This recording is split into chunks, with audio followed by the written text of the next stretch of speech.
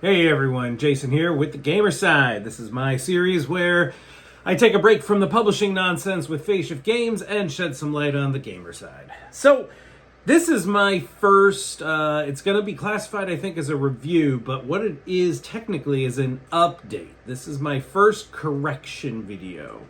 I'm going to take two games that I've talked about recently, and I said in both of them, my scores may increase or decrease. Based on a number of factors, and I'm going to talk about each of those now. One of these two is going up, one of them is going down. So let me first start with caution signs.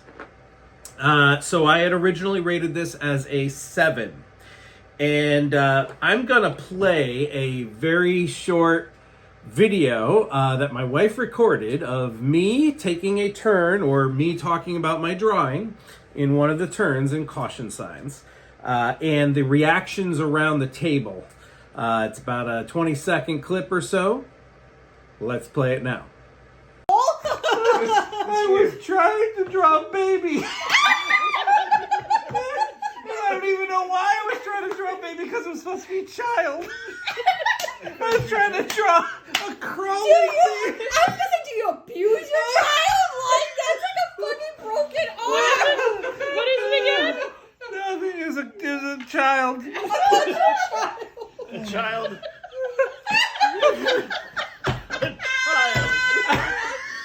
A child has an elongated thorax.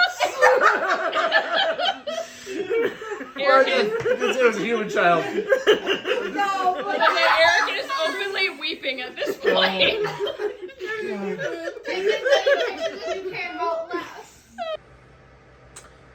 All right. So based on that, the fact that everyone around this table was literally in tears, streaming down our faces from laughing so hard, and you only saw a 20-second clip both before and after. It was just non-stop, and it was awesome. And we had children there playing, not babies like I was trying to draw, but we had children playing with us, all up to my age group, and it's just a blast. And I want to commend Danielle Reynolds and Scott Brady for coming up with this game. It seems so simple at first, seems similar to so many other party games, but it just, that 20-second timer, I think, is the magic of it.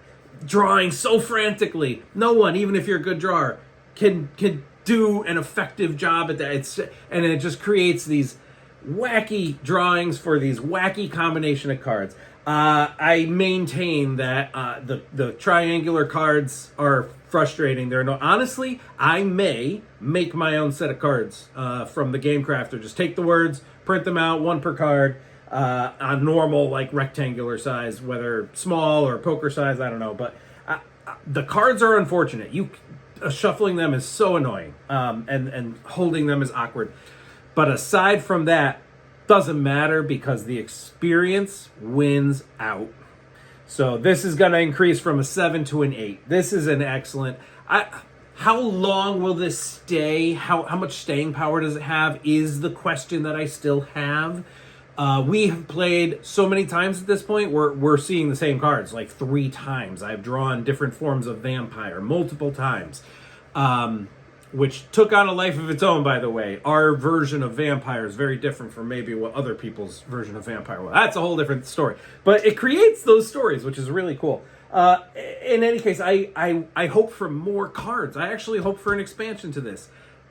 Even if they don't make an official one, it's probably not hard to just come... It's nouns and adjectives. That's all it is. So, in any case, great job. Game's increasing to an 8 for my rating for caution signs. Well done. And that means, unfortunately, this next one is decreasing. So Deep Sea Adventure Boost version, doesn't matter in my case. I had rated it as a 7, and I specifically talked about my history with the game. The original version, which I was skeptical about, I played. I had this weird experience, was like, I don't understand why I wouldn't just want to go like 2 steps and then go back to the sub and then let everyone else drown. and I was told that it's like, well, it's a social dynamic, you know, you kind of want to encourage everyone else around the table to just don't take any treasure, go as deep as you can, and then start taking. But by the time you're that deep, if you actually do start taking multiple treasure, you're not going to make it back. I was willing to give it another shot. I was excited about this boost version of Deep Sea Adventure, which did not add anything to address my problems with the game. In my last review video, I explained how we had a 4-player game that was tied 0-0-0-0. No one got a single point the entire game because we were all trying to go moderately deep, but obviously still too deep. And by the 3rd round, we're all like correcting ourselves and saying, okay, clearly we're still going way too deep. So let's turn back after a very short period of time so we can see somebody make some points. And still, no one made any points. I went apparently 1 round too far. Well, what was 1 round too far? It meant that I should have turned back after 2 turns of going down. That's it. Just 2 turns. Which is nuts because then it's not fun. There's no pushing your luck. As of that review video, I said I'm going to keep it in my collection. It's a 7. I'm going to give it because I feel like I'm missing something. I'm either doing something wrong, or maybe 4-player games are just worse or harder. It goes up to 6 though. 6 players. I cannot imagine. And I don't think it scales anything. The number of air is the same. Well, you hop over people if they're in your way, so whatever. Well, I played it again with the same person, by the way, that originally tried to convince me of it years earlier. Him and a couple of other people, and we all played it. And the only person that made any points in that game was him, because he did what I said the only thing you could do. What I told him years ago was probably the only way to effectively play it, was to go like 1 or 2 steps and then turn back. That's what he did. And he's the only one that got points that game. I'm done. I'm dropping this to a 5.5. I want to like it. I think the production's good. Clearly it's popular, but I don't know why. And I still welcome anyone to tell me what you think my group, what we're doing wrong or misunderstanding. But as it stands, I can only conclude that everyone else is playing it wrong. Because are you subtracting from the dice rolls based on the number of artifacts that you have? So you're down. Even if you're only a couple steps away from the submarine, if you're holding 2 artifacts and you roll dice and you get a 1 and a 1 and a 0, that adds up to 2. Minus 2, because you're holding 2 artifacts, is 0. You don't move. And so on the way back, you're trying to get back. You're moving slower. And sometimes you don't move at all. So you never make it back. You drown.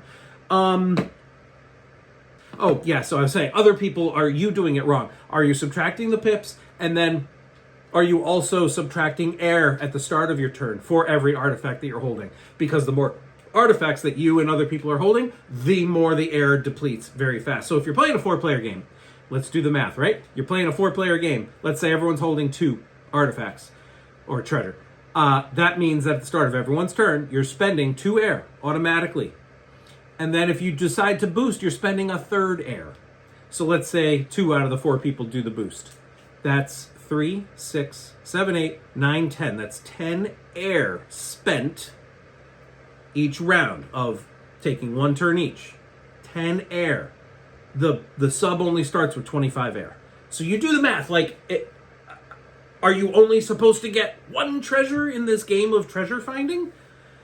I just don't get it. So I feel like at the moment, I have to treat it as a broken game that just doesn't work. Probably should be a lower than a 5.5. But the reason that I'm not going lower is because I am still holding out hope that one of you is going to tell me I'm wrong and that I shouldn't get rid of this. I shouldn't offload it, because right now I want to put it on my shelf to go out. It'll probably sit there for a few weeks anyway, so I've got a little time. Tell me over the next few weeks before I get rid of it why it should stay in my collection and be higher than a 5.5. But at the moment, that is my updated review for Deep Sea Adventure.